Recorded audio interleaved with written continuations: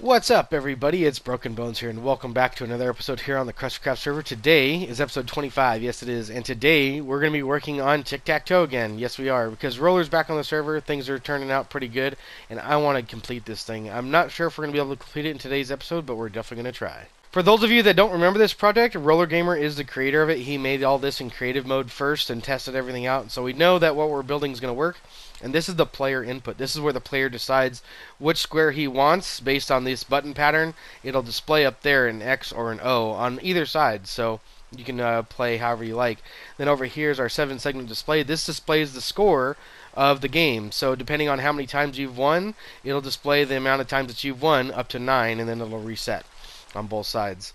And then back here are all the different circuits that make everything work. Obviously, this is the circuits that make all the boards work. The gray circuit is what tells is the player input circuit.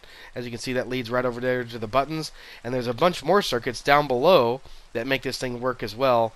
And we have a way down there, down here, that we made. I spent a long time building this room down here. This is a huge room, and we got it all done. But as you can see, there's circuits down here that pop down below too, and there's about to be a lot more. So the X board inputs comes in off the gray circuit. So you can get this right. It's a quiz. So you can get it right. So you can learn. Yeah, it's the gray circuit. The light gray circuit has to be put into the board. Congratulations. You're such an asshole. You act like I don't know anything. Oh, well, you don't. See how he is? Yep. See how he is? Roller doesn't think I know anything. He even clapped when I said, yeah, the light gray circuit. He's like, oh, yeah, he's learning. What did I read? Alright, well, you guys heard it. The first thing that we need to do is the X input, which is going to be these light gray circuits. These light gray circuits need to tie in, I believe, to the orange circuits up there on the board. We've already done the O circuits. That's that side, and as you can see, those tie into the blue circuits on the board. So yes, we need to tie in the orange circuits to the light gray circuits.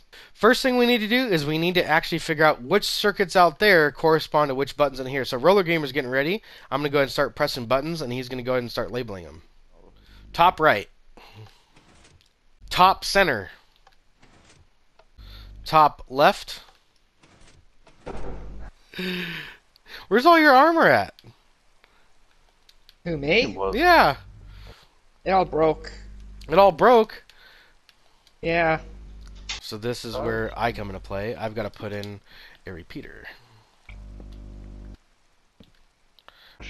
Oh my god, I am such a smart person. Alright, there we go. There's the X circuit all hooked up. I got a few. Can I borrow some? Oh, jeez. Doing redstone without ender pearls? What kind of redstone are you? I'm gonna fucking kill you, bitch, off now. Do you understand?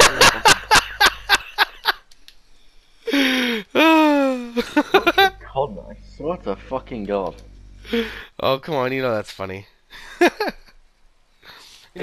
Progress is coming out good. Right now, we got Roller Gamer doing the middle layer of circuits right now, so that requires a slab tower, so we can run redstone upwards. I'm coming behind him with the redstone dust and placing it in. We need to go ahead and get ourselves pillared up here and kind of take out the dirt, though. We got to take out all this dirt, place in some redstone dust, and get all the way up to the top of the slab tower. And then once we reach the top of the slab tower, we got to come over here and figure out where the redstone signal ends, break the next piece of redstone, and place in a repeater to continue it down. And we got to continue running it all the way down over here. That's going to light up here soon. There we go. And we got to get that signal to reach the X circuitry over here, which, as you can see, we're already out of signal. Where does it end? It ends right here. Well, I think we can probably go just like this. Actually, you know what? This will be just fine if we went like this. We could do that easier by putting a repeater right there, and that'll definitely hit that X circuit. And as you can see, that powered up, so that's the X circuit right here, all done. But we have a bunch more to do. We have the whole entire top layer still, which require an even taller slab tower to do those top circuits. So Roller's getting on that, and we're going to be doing this over and over again. This upper level is actually quite complicated to get this signal to go all the way up through the top of the tower. We're trying to put the repeater into the block instead of doing it like this to try to get it to go up even higher, and even then it's running out of signal before it hits the top. So instead of coming right off the slab tower and continuing the redstone down to a repeater, we're having to put a repeater before the sub tower is even done and continuing the signal up even higher, just like this one right here. So now that we're on top, the signal is now coming all the way down to here, which we can remove that bit of redstone, put a block up, and put a repeater on the other side. There we go. And we can probably run this redstone all the way into this X circuit right here. Let's see if it'll reach. Pretty sure that should reach. There we go. So now, as you can see, we've got the board completely hooked up. All the X circuits are all now been buttoned up and all completely connected. Next, we need to go ahead and get the inputs to this thing, which is the on-off switch, the reset board switch, and then the reset board and scoreboard switch. This will basically turn everything off and kind of reset everything and make it so somebody else can play. And that's going to be coming off the back area right around here. And as you can see, Roller is already getting started on it. So let's go and give him a hand. Well, the inputs to this board are all done here. So we've got the on-off switch, then the board and score reset, and then the board reset. And this is the lever part of the thing. So now basically all you have to do is hit a button and it stays on. So reset the board and scoreboards. If we hit that, you can see that the light stays lit because now that it's on, we want it to stay on. And if we turn it off, it'll turn off, which is pretty cool. So now we need to come out here and actually come out to the outputs. And these are going to be leading into the game in different various sections. And Nightbat's actually been helping us out. He's been grabbing water and putting it in the cauldrons and helping Roller Gamer kind of get this redstone done. So the input that we're working on now is the board reset and the score reset. So we're going to be resetting the board and the scoreboard. And doing this is actually quite complicated. There's quite a few circuits in just this one pink circuit here, this actually magenta circuit. There's a pulse extender, there's a clock, there's a couple pistons going back and forth, and these things are just, these are what make everything go around. And basically the way this thing works is that it'll continuously pulse around and around because all these cauldrons here light up different numbers on the board. And as it goes around, eventually an observer, that one right there, will power this block, sending a signal all the way around to this circuit. And this circuit will continuously pulse around and around and around until that observer reaches that that right there. And then once it hits this, it'll shut the whole thing down. And once that thing shuts down, this whole scoreboard, as you can see, it's changing, should stop at either 0 or blank. And I'm thinking it'll stop at 0 because that'll be reset. And then if you turn the game off, it'll go to blank. 6, 7, 9, then blank one more time. That is the activation circuit, and then 0. Booyah! Alright, It works. So progress is coming along pretty good. We have our magenta reset circuit for the scoreboard all in place, and as you can see, it is on 0. So whenever you reset the board, no matter what number it's on, it'll reset itself back to 0. This reset circuit here resets the board and the win-loss detections, which is over here, and as you can see, the dark gray circuit comes on top of all these slabs, which goes above these droppers. And these droppers detect every single different option up here. So there's 9 different droppers, and they all detect how many items actually go into each win possibility. So if you come down in this row, it'll go ahead and throw 3 items into one of the droppers up on top. So like I said, in any of the possible win possibilities, if you're going in one of them, it'll continuously send items up into the top dropper, which will finally eventually reach the win detection, which will end up sending a signal back to the scoreboard, raising the number by 1. But if you want to reset the board, this little mechanism right here will pulse a bunch of times, sending all those items, regardless of how many, back down to the bottom dropper. Things are moving along quickly. We now have the yellow circuit going in place, which is the reset board only feature. So you can actually reset the score and the board, or you can just reset the board and start over. So this one right here, the other one here, we've got this one all done. This is the board and the scoreboard. But now we need to actually go ahead and hook this all up. So we need to come back over here, continue on with the redstone. So we got 2, 3, and we got to count this to make sure that we put all of our repeaters in the right place. Progress is looking good. We got our new purple circuit in, so that's all done and ready to go. And we decided to take flight here just to kind of take a break from this thing because we're kind of burned out on actually building it. And just look at this whole area. Most of this, like 99% of this, has all been done by Roller Gamer. He's done everything. Irish Lad came on a little bit today, helped him out with this giant circle over here. is pretty nice. But just look at the area that he's prepared for all these new mini games that we're planning on putting here. So this is pretty cool. This is really cool. And Inflamed is also helped out with this district. Inflamed has actually taken out a couple mountains. As you can see, as they approach mountains, they just tear them down and put it in this district here. Let's see, I think this is a good example of that. So this mountain here was taken down, and this is the remainder of it for this area. And it just looks so good. I mean, look at this little area. It's all colorful and everything. This whole place looks really awesome. This is one of the main reasons why I love working here. So Roller Gamer's done quite a good job.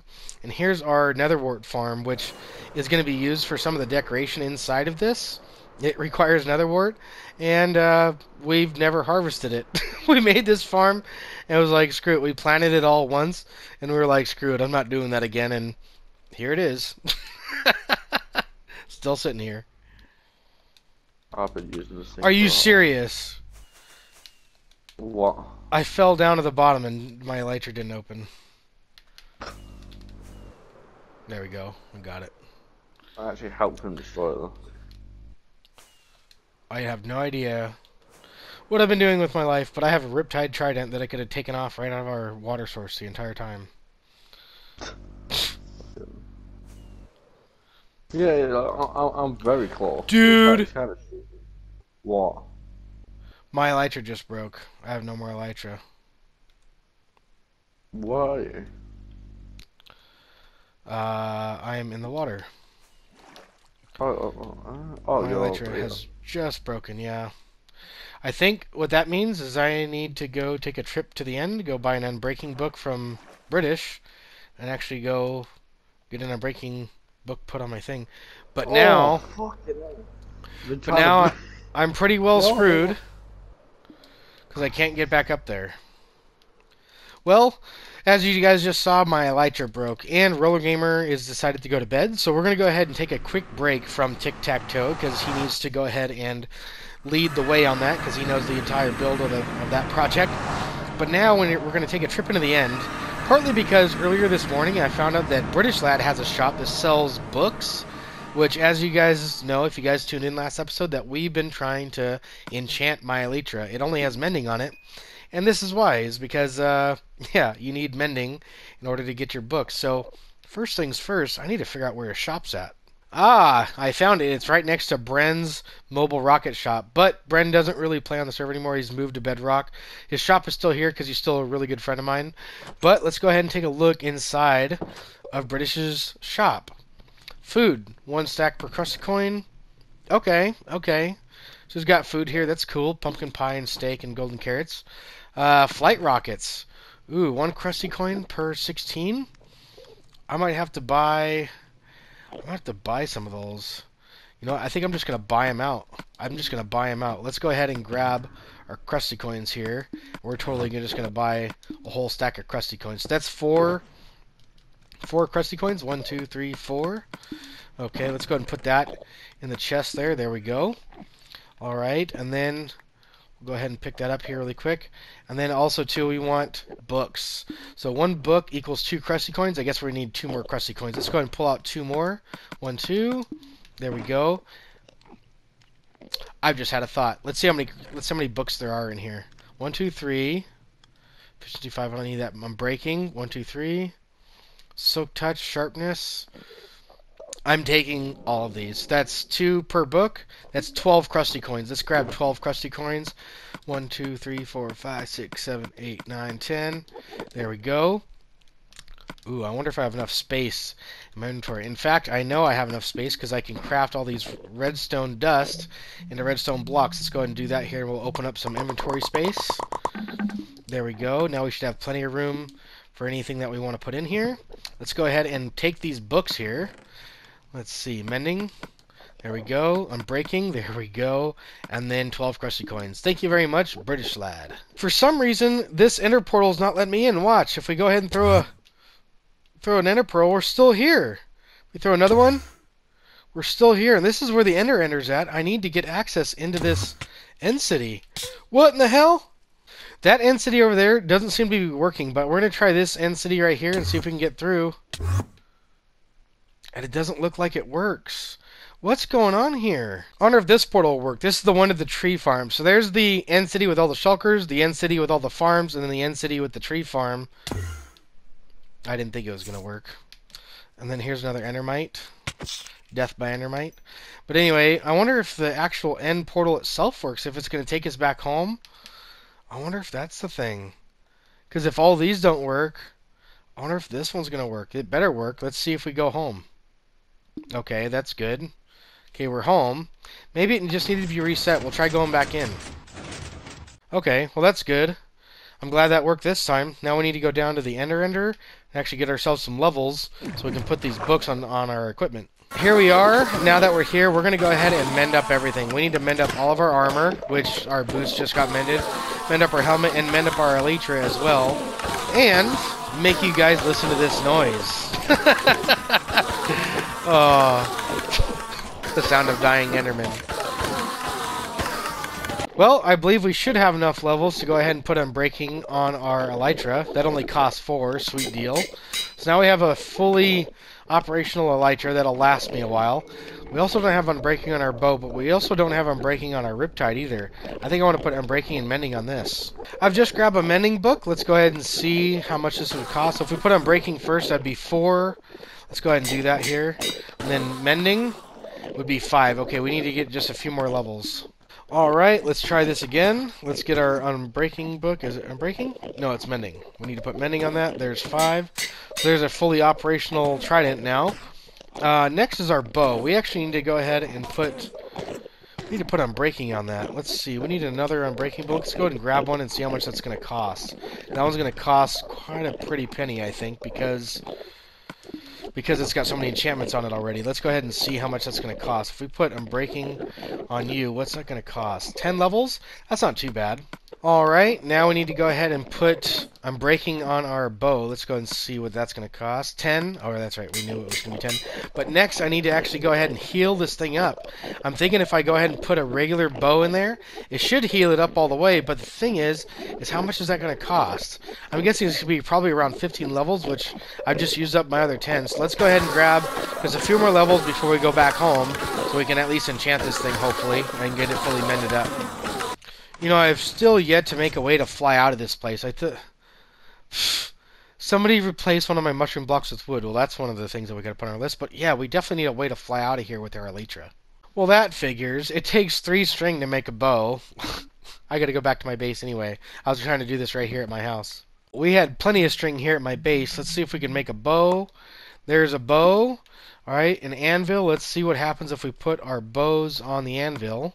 And we try to mend these up. 17, look at that. I got 20 levels. Thank God I did that. But now we got a fully mended bow that's ready for action. Our bow, however, only has power 4 on it. I just found this power 4 lure 3 book, which we're not going to be using the lure 3. But that'll turn my bow into a power 5 bow. I think it's worth it. It's only 36 levels. Let's take a trip back into the end and go ahead and do this. So you know what that means. Coming back here and doing this all over again. So I'm going to make you guys listen to it all over again. Alright, we're at level 36 now. Let's go ahead and open up the anvil. See our bow. Let's put that in there. Power 4, power 5. Dude, that's such a mean bow. But now that we're done doing that, I've come over here into my creative testing world to go ahead and check out a build that I plan on building in the near future, which is an AFK Nether Wart Farm. As you can see, we've got soul sand, pistons, water, all this stuff in there, and that's because this is an AFK Nether Wart Farm. Basically, what you got to do is you come in here, you drop in there, it takes you on up, just like this, and then it'll bring you across. It'll trigger this tripwire, which activates the pistons back here, and it continues to go down. And then at the very end, as you can see, it triggers one more circuit down here, that circuit. And if we come around the front, you can see that circuit is tied right to this redstone block. And the reason why we have a redstone block down there is because once we go ahead and harvest this farm, we're going to want to save it, because we're going to need more by the time we're done planting everything, because we'll be out of resources. So as the player comes down here, he plants, drops down here, he plants, drops down here, he plants. You get the idea. He drops down all the levels, but so does all the nether wart. The nether wart drops down each level, and this redstone block would be right here. When we finally land on it as a player, that redstone block will light up. Because as you know, redstone blocks, if we place it down here, when you land on it, it lights up just like that. And so that observer will detect that. And then we can go ahead and collect the remaining nether wart that can go in our inventory. And once this gets pulled back, you'll be put over here where all the items get thrown through into an item collection stream. So that's all right here. As you can see, the player doesn't go this way. The items would come over here, get tossed down into here, and get put right into the storage system, which is right down over there. The player, however, would go up right here. He'd turn left, go up right here, and continuously go on around and around again. And so this is the next module. And you can stack these up as many as you like. Up to about 30 modules is about all you need. And the reason why you would need 30 is because it takes about a minute for the player to go around, and it takes about 30 minutes for nether wart to fully grow. So if you had 30 of these, that would take about 30 minutes. But that's a lot of resources to build 30 of those. I think what we're going to end up doing is building a timer right here, and that's something that I need to engineer.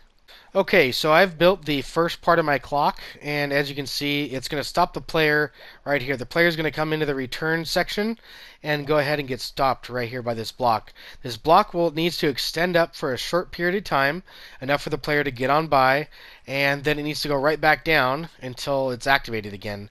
So we have this little circuit here, and this is what's happening. We have a dropper here, and another dropper here, and this spits items back and forth depending on where this block is. If the block's over there or over here, it changes the direction of which the items flow. These comparators here detect when the items are gone. So once all the items are gone, it will go ahead and turn off. And as you can see, just like this one here, if we take that nether wart out, that one turns off. But if we put that nether wart in, it turns back in, or turns back on. So let's see here. If we go ahead and simulate this. So basically, this is what's going to happen. So when it's empty, it should retract this piston. That observer should detect that. This piston here should take that observer up to here. About 4 ticks later, it'll fire this piston, which will go ahead and change the blocks around, which should give the player enough time to go through, but that's something that we got to test right now. Okay, so to solve that issue, I've added more time delay to the whole circuit. So we're going to go ahead and give this a test. Let's see what happens. So if we come on over here, we should be able to take this comparator and remove it. And let's keep an eye on Broken Bone 624 and make sure he doesn't take any damage. I saw some damage being taken, but I'm not sure that's from our machine. I totally want to say that it's this block right there, that upper block. When the person or the player stands on this pressure plate, this block shoves them into the water stream. I think that's what's causing the problem there, but I'm not totally sure. I'm wondering what we could do to solve that. And I'm thinking slime blocks would definitely work, but I don't want to use slime blocks because then we got to get into other unmovable blocks. And I'm not so sure that would get rid of the damage either. But either way, I want to test it again. So as you can see, I've taken Broken Bone 624 and I've placed them backwards. I want to be able to see on the right hand side of my screen what is actually happening. And now that I think about it, I'm probably certain I should probably turn a little bit more like this, because we're going to be turning a corner and I want to see what's happening on both sides of me right here. So we are going to be going this way, and I'm guessing we just take that all the way down. So let's go ahead and keep an eye on this and see what's going to happen here when we remove this comparator here. Let's go and put that down there like that. And now let's see what's going to happen when we do this. I'm pretty sure he'll get past our mechanism here. Let's see. Okay, he's got past. Definitely gotten past that. Definitely got past our mechanism. And he didn't even take damage really, I don't think. I don't know. That's kind of a tough call. If I was to explain this and make sense of why this is giving 624 damage, I think when he stands on the pressure plate, that block comes out too soon, and he's still kind of halfway. He's like right here. So when he gets shoved, he's kind of being pushed into a block halfway, this block right here, and that might be giving him damage. But that's a whole separate problem. I can work on that later. But we actually got a functioning system here that does not hurt the player. This system doesn't. It's the other system that does. So we're going to continue working on this. We need to figure out a 30-minute timer for this thing. And basically, this is going to count minutes. So we need to make a minute timer, and this will count 30 minutes in a row. So we need to engineer that now. So I've just thought of a cool test that we could do to make sure that everything is going to be done right. We have a hopper here filled to the brim with items, and it's locked right now because we got a redstone block next to it. I'm going to go ahead and put a timer on and time how long it takes for these 5 stacks to drain out. And then we could possibly use that time and section that off into our timer counter right here and maybe figure out how long it would take for 30 minutes to go by and release the player. So, results are in. It turns out that this many pieces in a hopper drain out in 2 minutes. We have 20 pieces left over, and that would have been like 2 minutes and 10 seconds or something like that. So we don't need this. We don't need that. Just what's left in there. And everything in here, that's going to make up a 2-minute timer. So if we have that, we should be able to go back and forth. So we should be able to go 2 minutes, 4 minutes, 6 minutes, 8 minutes, 10 minutes, and you get the picture until we hit 30 minutes. Which would mean that in here, we don't need that many items. We have we only need 15 in here. So let's see if we can get that 14. 14 plus 1, that's 15. That should be enough. I think I've just come up with an ingenious idea. Literally, this circuit right here with this block on top leading back into this hopper, or into this, this sticky piston. I'm so excited I can't even get my words straight. So basically, what's going to happen, this is going to create a 2-minute timer. Anytime that one of these hoppers goes empty, this will drop down. It's a sticky piston right there, and it'll fire off into this circuit, which, depending on which side this block is on, will determine which way these items are flowing. And then anytime that this is done here, it'll go into this circuit, let the player run through, it'll come up on in, and then it'll shove that block back down. When it finally does that, it will determine whether or not this needs to change, which we need to still put that input in there. This is an actually easy one. We can actually just add an observer right here, and anytime when that block changes over, it'll go ahead and change this block over as well, which is exactly what we want. But also, anytime this block changes, we want this to detect it, and we want to deactivate this clock with it. And I think that'd be easy enough said and done with a sticky piston right here, right on the side of that one. That should toggle this block back and forth, activating and deactivating this timer. So that's doing pretty good. Now, we actually need to activate this farm somehow. We need to figure out a way to activate it. And I'm thinking, let's see, we need to figure out that input. Alright, so again, I've just found another way of doing the input, so we can go ahead and come right off these pistons right here. This is going to fire anytime the player goes up and hits that tripwire up there, which means that he's going to be going through the farm where we want this activated. So actually I went one block too far. We need to go like this and like that. There we go. Put a repeater in right there. That'll go ahead and fire a 1-tick pulse into that. And how can we get back here? We need to get back here over this way. We can run this redstone. This is the observer powering it, so that should have no problem reaching over to there. And that will make this block, originally being here, that will make it fire out to here. But there's still one last problem, and that is the reset of this hopper clock. This is a tough one. I'm not sure how we're going to do it. So the problem is that this clock is going to be out of sync. The reason being is because all the different ticks. See all this? Every time you see a comparator, a repeater, or even a piston or an observer, it's another tick of delay. And these repeaters up here have 4 ticks of delay each. So that's 16 ticks of delay that we have to wait for. So that's that plus all this other delay. So it ends up being like probably about 20 ticks. 1, 2, 3, 4, 5, 6 plus 16. That's 22 ticks of delay. Yeah, that's quite a bit.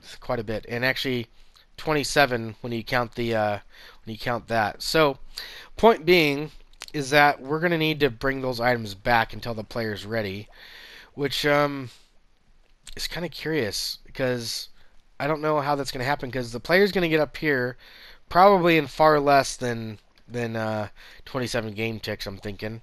And by the time that signal comes back over to here, the activation signal would have already happened by the time my deactivation signal would have happened.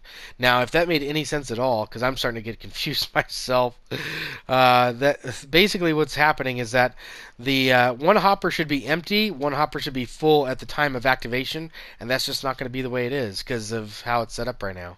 Okay, I think I've figured out a solution, but I don't know how to do it yet. But I do know what needs to happen, and this is why you build things in creative first. Because if I would have built this in survival, I'd be so mad right now that I have to redo it. But since we're in creative, it's not that bad. Point being is that this piston here needs to basically fire once everything's been gone through, which it can't.